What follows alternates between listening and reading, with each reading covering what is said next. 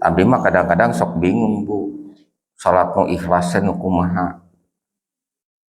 Ansabna ari salat keur sorangan hayang buru-buru sami sareng ibu ke saruar gitu mah. Sok hayang buru-buru ari salat sorangan. Bukan mah tereh anggeus selesai. Namun salat sorangan. Namun salat hayang buru-buru ikhlas tuh. Satu indikasi bahwa salat kita tidak ikhlas kalau terburu-buru. Kumaha tuh lamun salat bebarengan? Salat bebarengan biasanya orang hayang kanilai ku batur.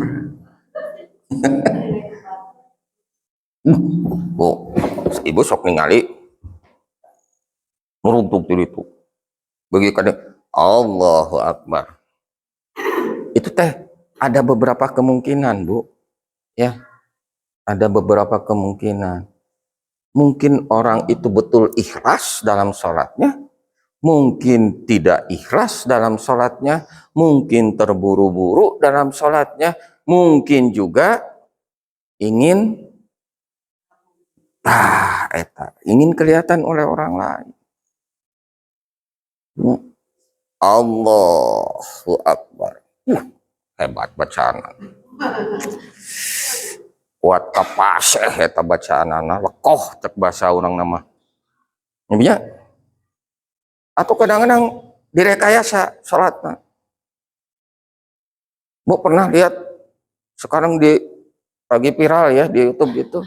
Saya sering lihat orang salat macam-macam Bu. Anu bari butak gitu. Aya punya. Aya nu bari naon deui? Aya nu gancang na minta ampun. Dalin amin. Wala dolina gancang nya amina oge gancang. Amin. Ya Allahu Akbar.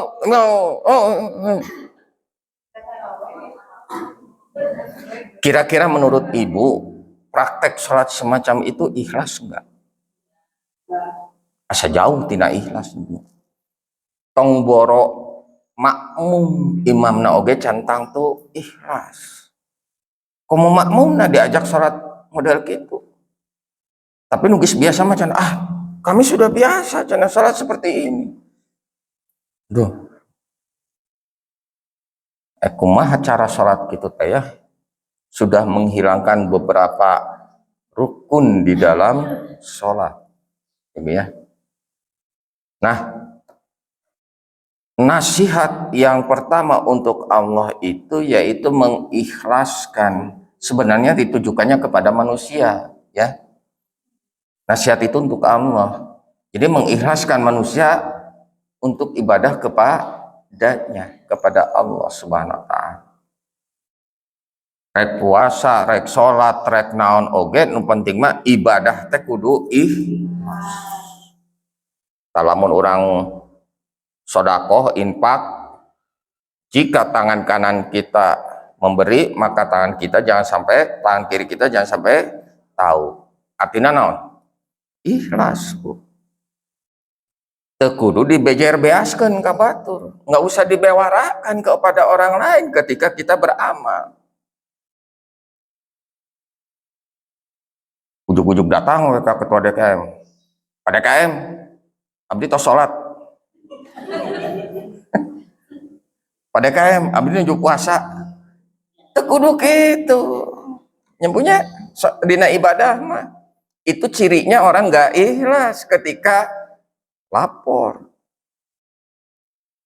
Tapi untuk saat ini terus terang saja, saya menerapkan kepada anak didik saya supaya mereka bisa bangun pagi sebelum waktu subuh tiba, mereka sudah bangun.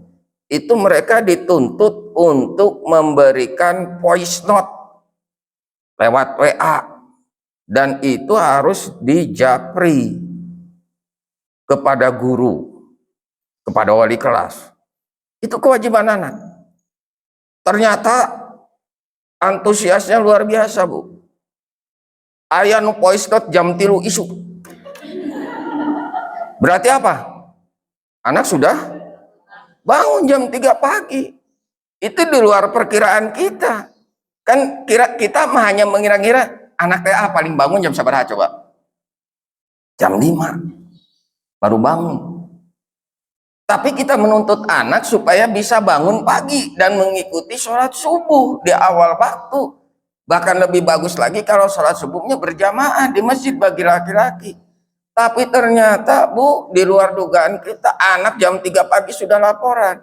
Hanya laporannya bukan ba'da sholat subuh. Jadi kalau bangun jam 3 pagi kemudian mereka voice note, Pak Ustadz, saya sudah bangun. Saya hadir, absen. Lamun absena kira-kira jam 4:30, karena saya batasi jam 5 absen itu. Lebih dari jam 5 baru voice note, berarti dianggap tidak hadir. Nah, kalau voice note-nya jam 4:30, voice note-nya dia mengatakan, Pak Ustadz, saya sudah sholat subuh berjamaah di masjid. Luar biasa, saya kasih jempol. Itu ya, efeknya luar biasa. Zaman orang baheula hararesenya punya. Betul tidak? Aina aya alarm jam 3, Bu. Karaos ku abdi, alarm jam 3 mengganggu enggak? Ibu, alarm jam 3, kok ibu nu nyetel alarm jam 3, tapi begitu alarmnya bunyi, paruman deui. Paruman goler deui we. Nuluhikeun. Bangun-bangun jam 4. Itunya bisa.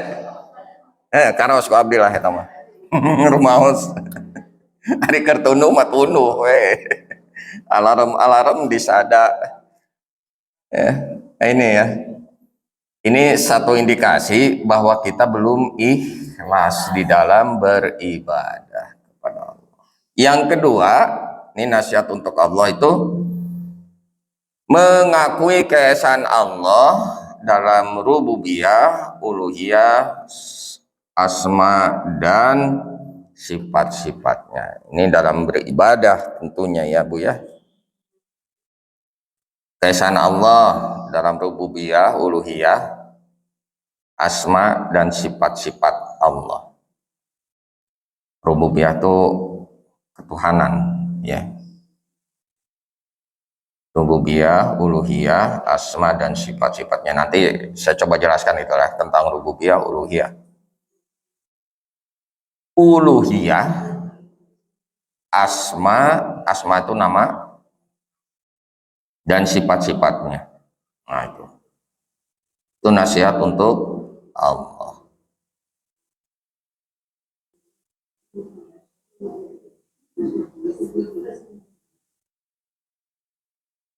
Rububiyah, sifat ketuhanan ya.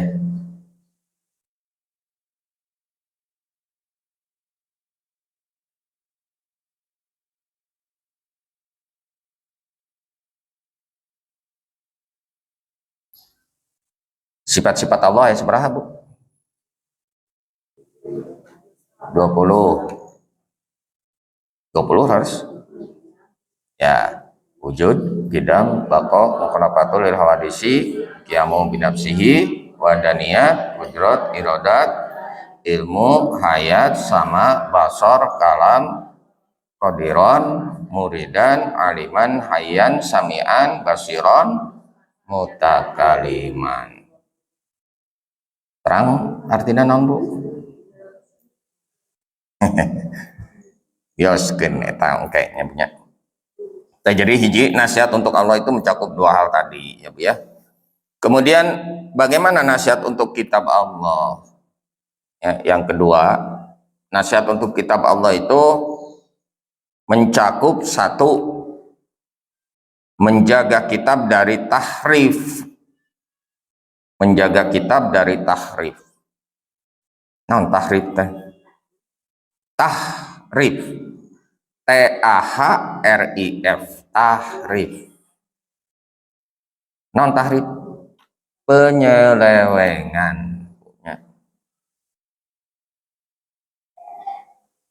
Penyelewengan orang-orang yang ingin mengubah makna dan mengartikan secara tidak benar. Ya.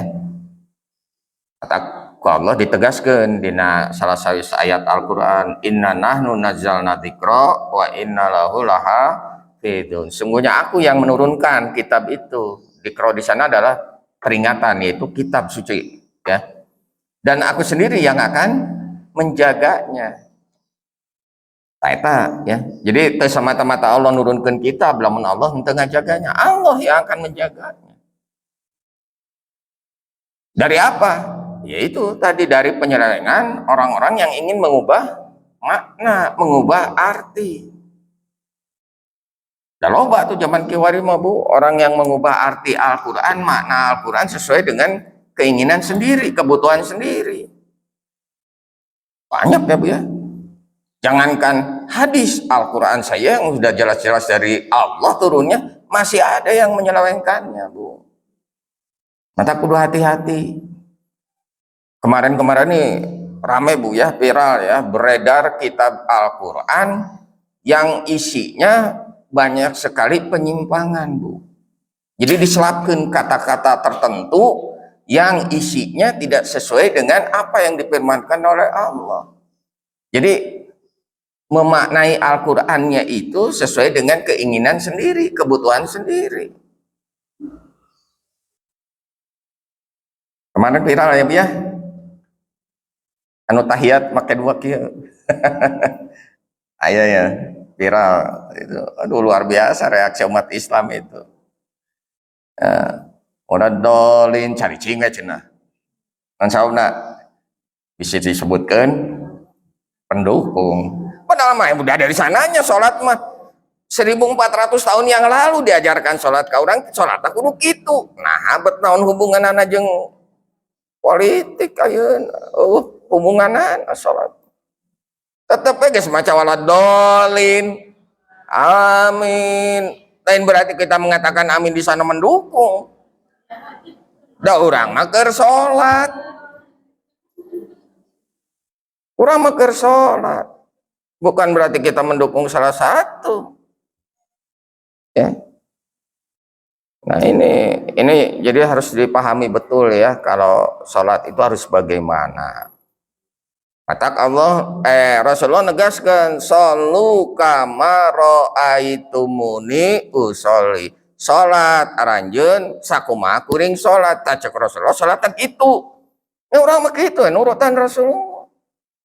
Teu kudu dibeda-bedakeun, teu kudu dihubung-hubungkeun jeung masalah politik. Asa karek ayeuna ya model kitunya punya. Aneh ya, zaman akhir zaman teh kieu ya punya. Jadi gitu ya. Jadi nasihat untuk kitab Allah itu menjaga supaya kitab itu tidak diselewengkan oleh orang-orang yang tidak bertanggung jawab. Kemudian yang kedua, membenarkan berita yang disampaikan secara pasti tanpa sedikit pun keraguan. Jadi benar anu disebutkan dalikal kitabula raiba fi. Kitab itu tidak ada keraguan sedikit pun di dalamnya. Nah, iya nasihat untuk kita teh. Jadi membenarkan apa yang dikabarkan oleh Al-Qur'an dan tidak ada sedikit pun keraguan di dalamnya. Jadi orang ulah ragu-ragu dengan Al-Qur'an ya. Karena beritanya sudah pasti dan sudah benar, kecuali kalau tadi ada penyelewengan dari orang-orang yang tidak bertanggung jawab. Ya. Kartos Bu, tos setengah genep, lajengkeun ulah, atosan we, terserah. Ya si Ibu tepuku. Nah, nasihat yang ketiga terhadap kitab Allah ini ya, yaitu menjalankan semua perintah dan menjauhi semua larangan Allah. Menjalankan semua perintah dan menjauhi semua larangan Allah. Tuh, nasihat untuk kitab Allah. Dalam bahasa agamanya disebut imtisalu awamirillah wajtinabun nawahi. Menjalankan semua perintah Allah dan menjauhi semua larangannya. Ya.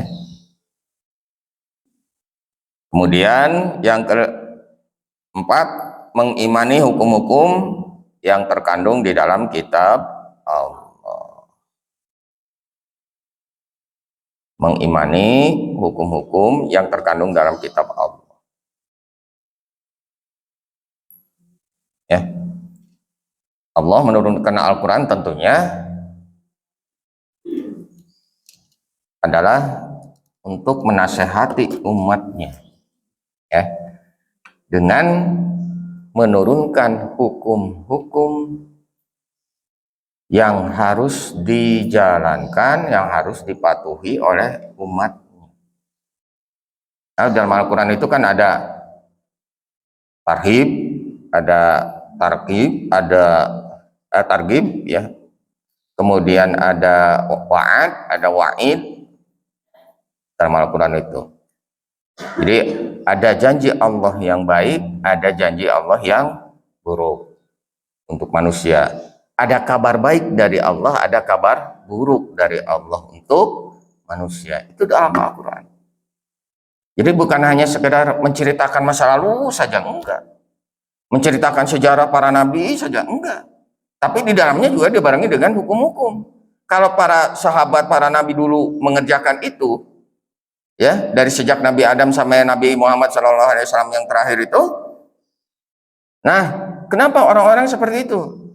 Baru dimunculkan hukumnya, ininya, peraturannya, dan lain sebagainya. Tuh Al-Quran itu jelas bagi kita, ya. Kemudian manusia masih banyak bertanya karena tidak mau belajar tentang Al-Quran. Tak loba nanya nanti itu para ruh teh itu beri tidak berdasar sama sekali. Nah, nanti khawatirnya kita jatuh-jatuhnya kepada bid'ah. Nah, ini yang di dalam hadis arba'in nomor 5, ya. Panjang itu tentang bid'ah itu. Perlu waktu yang cukup lama. Makanya saya lewat dulu lah. Kita yang ringan-ringan dulu. Itu berat, Bu, ya. Masalah bid'ah, masalah haram dan halal, panjang pembahasannya. Oke, Bu, sementara untuk sore ini kita cukupkan itu saja dulu. Kita masih ada beberapa hal yang perlu dijelaskan dari ad-dinun nasihah ini, ya. Mudah-mudahan bermanfaat. Ada pertanyaan sebelum diakhiri?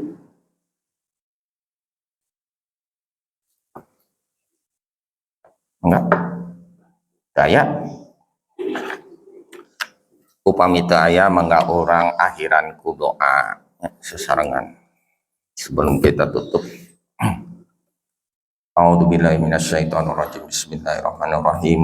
Innallaha wa malaikatahu yusholluna 'alan nabi ya ayyuhalladzina amanu shallu 'alaihi wa sallimu taslima. Allahumma shalli wa sallim 'ala sayyidina Muhammad wa 'ala alihi wa ashabihi ajma'in. Amin ya Allah ya rabbal alamin. Alhamdulillahi rabbil alamin. Hamdan syakirin, hamdan na'imin, hamdan yuwafi ni'amahu wa yukafi majidah. Ya rabbana lakal hamdu kama yanbaghi li jalali wajhika wa 'azimi sultanik. Allahumma shalli 'ala sayyidina Muhammad wa 'ala ali sayyidina Muhammad. Allahumma ighfir lil muslimina wal muslimat wal mu'minina wal mu'minat al ahya'i minhum wal amwat. Rabbana ighfir lana wa li ikhwanina alladziina sabaquna bil iman wa la taj'al fi qulubina ghillan lil ladzina amanu rabbana innaka ra'ufur rahim. Rabbana la tuzigh qulubana ba'da idh hadaitana wa hab lana min ladunka rahmatan innaka antal wahhab. Rabbana hab lana min azwajina wa dzurriyyatina qurrata a'yun waj'alna lil muttaqina imama. Rabbana atina fid dunya hasanah wa fil akhirati hasanah wa qina adzabannar. wa sallallahu ala sayyidina Muhammad wa ala alihi wa ashabihi ajma'in. Subhana rabbika rabbil izzati amma yasifun wa salamun alal mursalin walhamdulillahi rabbil alamin. Sakitu kapiatur kirang langkung nanun gandiapunten billahi taufiq wal hidayah. Assalamualaikum warahmatullahi wabarakatuh.